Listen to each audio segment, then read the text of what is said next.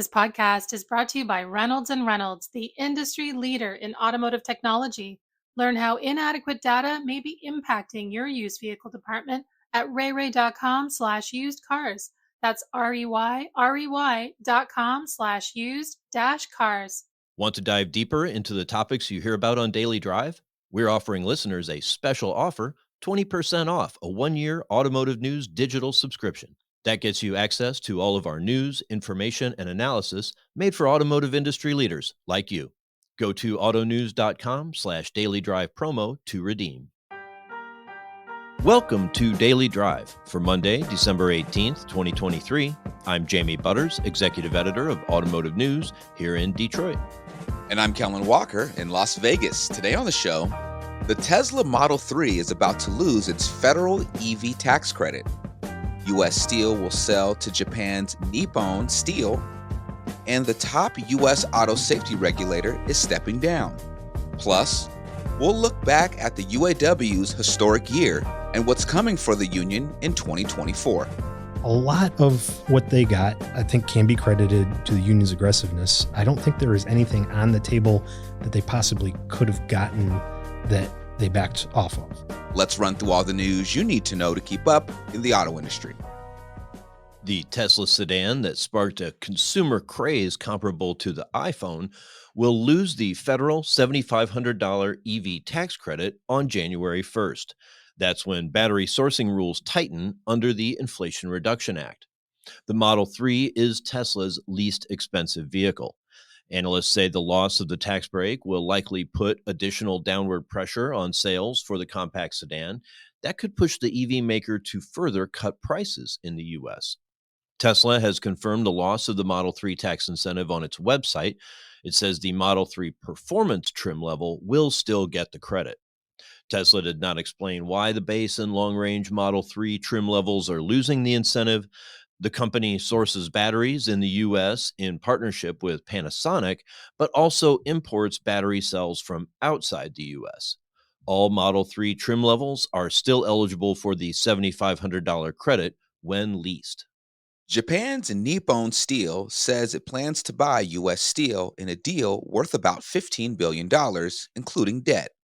U.S. Steel is a longtime strategic supplier to the North American auto industry. The company has been considering possible sales since mid-August after rejecting an offer from rival Cleveland Cliffs for more than $7 billion. Nippon Steel is focusing on the U.S., which it sees as a growth market. That's amid sliding demand in the Japanese market due to the declining birth rate. According to a Nikkei report, it would be the largest purchase ever for Nippon Steel. The acting head of NHTSA is stepping down. Acting Administrator Ann Carlson has been overseeing the agency's investigation into Tesla Autopilot safety issues, as well as efforts to strengthen fuel efficiency regulations. She has run the agency since September 2022. Carlson told employees in an email that she will leave her post on December 26th because of a law limiting how long officials can remain in a temporary role. Carlson was chief counsel at NHTSA beginning in 2021. She says she will serve in that former chief counsel role until the end of January before leaving the agency. NHTSA Deputy Administrator Sophie Schulman will serve as acting administrator. Schulman was previously Deputy Chief of Staff for Policy at the Transportation Department and has also served at the Department of Energy, Office of Management and Budget, and the White House Domestic Policy Council. And self-driving technology company May Mobility says it will begin driverless service Monday at one of its flagship locations. The company says its autonomous Toyota Sienna minivans will ferry select residents of a retirement community in Sun City, Arizona, along public roads.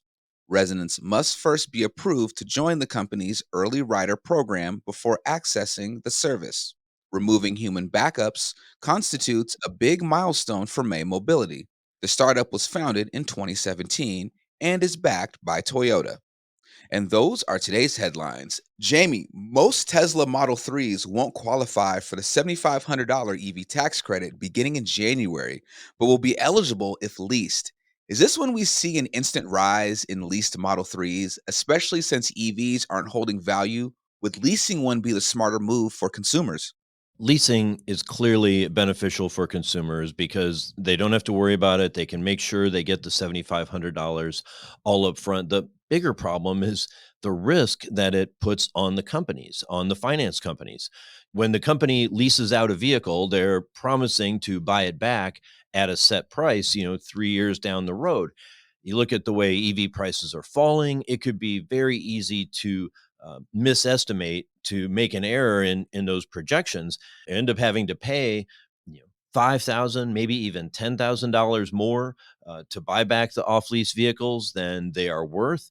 And that can get really costly in a hurry. So a lot of times you see companies, they really don't want to lease more than 30% or so. I think some are going to push it farther than that with the EV tax credits the way they're structured. I think there's going to be some limits there. So it'll be a real test. So is this when Tesla cuts prices again? Would that make more sense? It's very possible. Depends, of course, on their profitability and their other demand around the rest of the world. But if you look at the way that Tesla behaved, the way that Elon Musk managed pricing, when other companies started getting the Inflation Reduction Act tax credits and Tesla wasn't yet available for them, cut prices by about $7,500 across the board. So maybe that will happen again. Gotcha. Coming up, it was quite a year for the United Auto Workers. We'll take a detailed look at what the UAW accomplished in 2023 and its goals for the new year. That's next on Daily Drive. The auto industry's shift to carbon neutrality is here and it's accelerating. But is it enough? This is a moral imperative, an economic imperative, a moment of peril, but also a moment of extraordinary possibilities. No more hesitancy, no more excuses, no more waiting for the others to move first. There is simply no more time for that.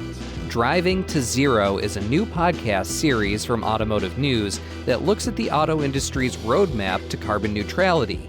We take a big picture look at the environmental, political, and social trends pushing the move toward a greener future. And we pull back the curtain on how these decisions are being made at the highest levels. I said, the headline that you need is GM believes in an all-electric future. And I think Dan Ammon and Mary Barra pretty much said the same thing, which is like, but we don't. Spoiler alert, they came around to that idea. Find out how and much more. I'm Jake Neer. Join me and Automotive News Executive Editor Jamie Butters on Driving to Zero, available now wherever you get your podcasts. Lack of inventory, increased auction fees, and a volatile market means stocking your lot can be challenging these days. To be successful, you have to move fast. You need to make decisions quickly at auction. You need to inspect trade-ins and decide on an offer that will benefit you without slowing down the sales process. You need to appraise and price vehicles with the most up-to-date information possible in a market that can change quickly. But the data you rely on to make these decisions could be holding you back. How often do you find yourself manually filtering through comps because there are outliers that don't match the vehicle you're appraising? When unexpected mechanical issues come up, how much time do you have to spend looking back through comps to reprice the vehicle and determine if the reconditioning costs are worth it? How long do you spend searching through individual auction and third-party websites for the inventory you need? These problems affect the entire used vehicle process, from acquisition to appraisal to merchandising. Visit rayray.com/usedcars to explore how old and irrelevant vehicle information may be holding you back and discover how to make improvements for faster, more accurate, and more profitable decisions. That's rey.com/used-cars. Welcome back to Daily Drive. I'm Jamie Butters with Kellen Walker. Each year at the end of December, we take some time to reflect on the biggest stories in the auto industry over the past 12 months. And there was no bigger story than the UAW's historic strike against the Detroit 3 and the record contract wins it was able to achieve.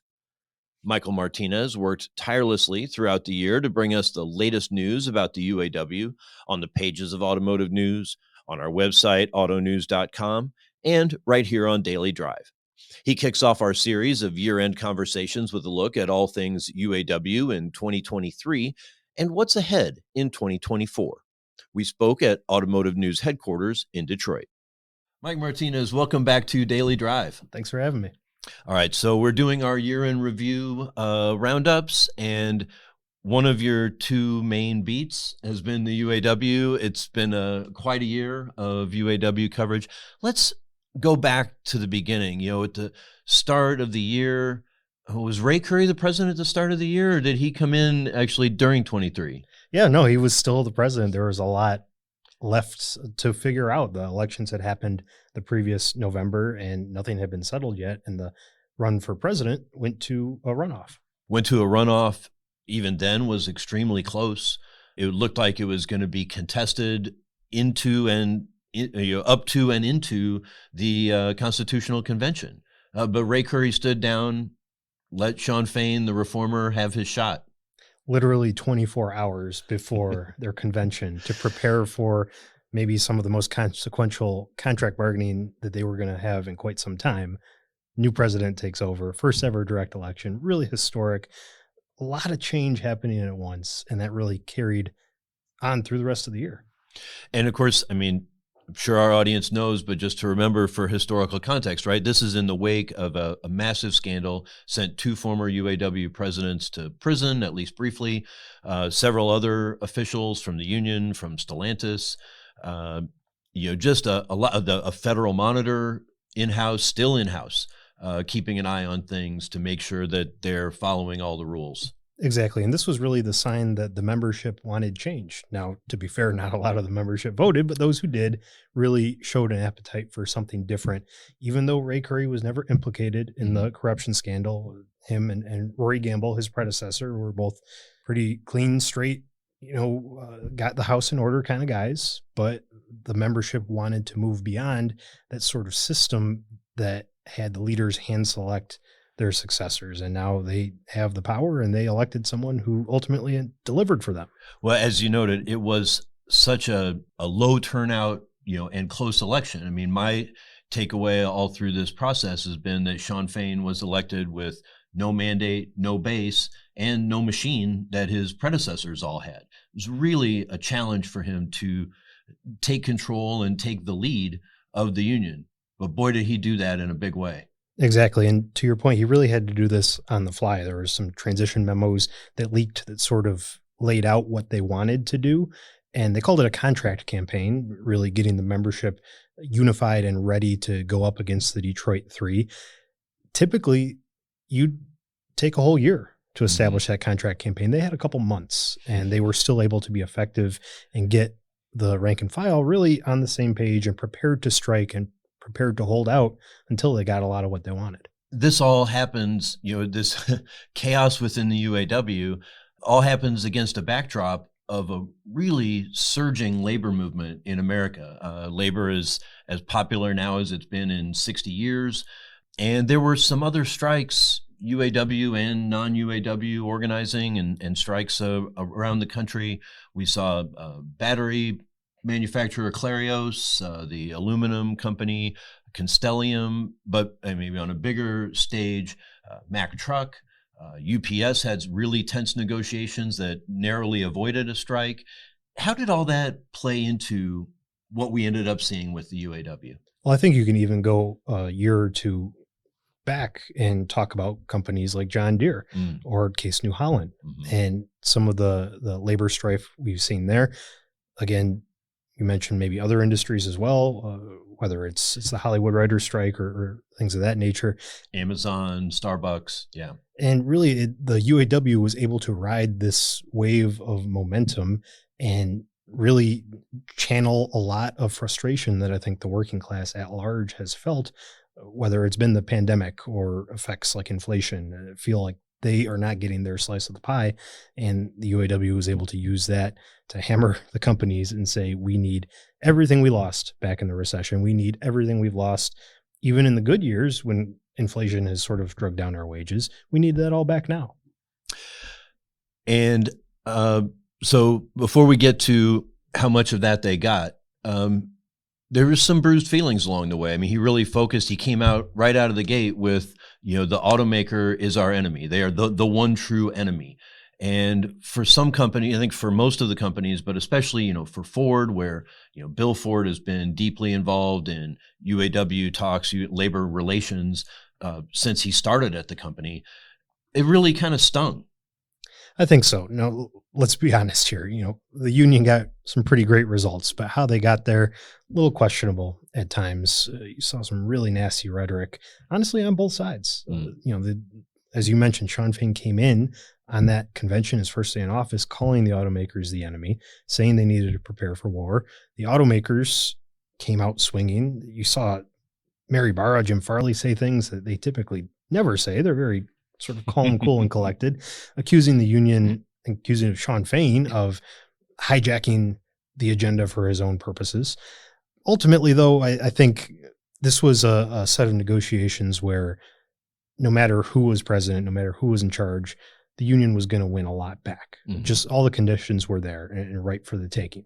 But because of the aggressiveness that the union showed and the different tactics they had in terms of their strike and their messaging, I think they won a lot more than they otherwise would have. It was interesting.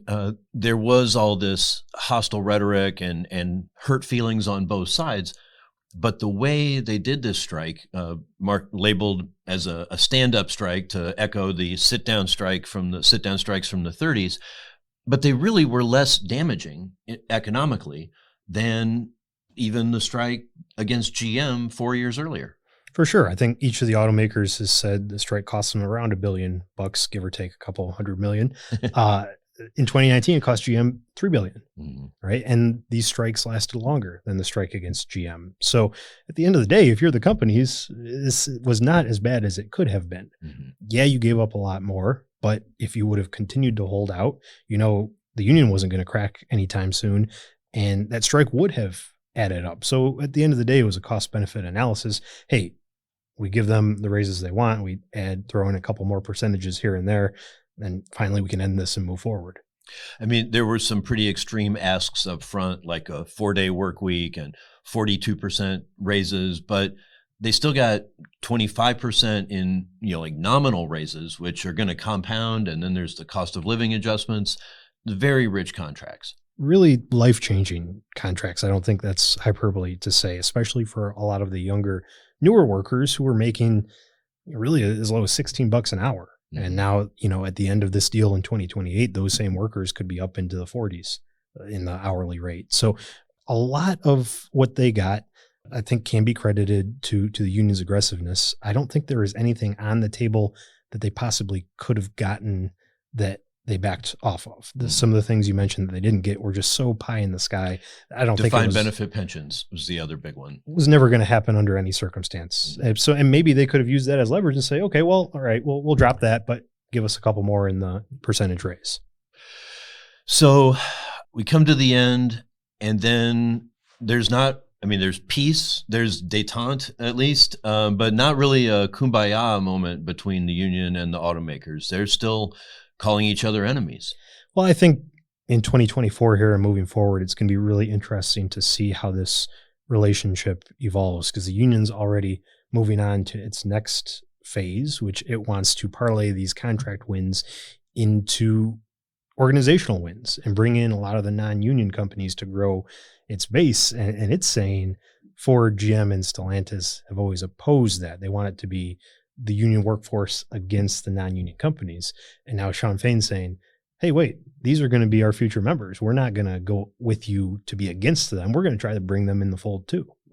Is that right? Has the D3 been opposed to organize? I mean, that was Lee Iacocca's argument back in the 80s, 70s and 80s was, hey, make these companies come to America and deal with American workers and presumably the American union and see how they do then, smart guys. Well, this was, again, a sign of that animosity during the talks, because Bill Ford came out there and in one of his speeches, he said, listen, this should be not Ford versus the UAW. This should be Ford and the UAW versus everybody else who's trying to steal our market share. And Sean Fain shot back, not anymore. Right. So what do we think? What's the outlook for the UAW to organize Tesla or Toyota or Honda? It's going to be a really steep hill to climb. The union has tried for decades to organize the American South and tried to organize Tesla in California. And aside from some victories, Freightliner, Daimler trucks here and there, it's almost exclusively failed when you think about multiple attempts at Volkswagen, multiple attempts at Nissan. It just hasn't happened for a variety of factors. I don't know if they can overcome everything that's doomed them in the past, but arguably they have maybe their best shot than they've had in quite some time, given the overall sentiment for unions, given the friend they have in the White House. This could be the right time to strike.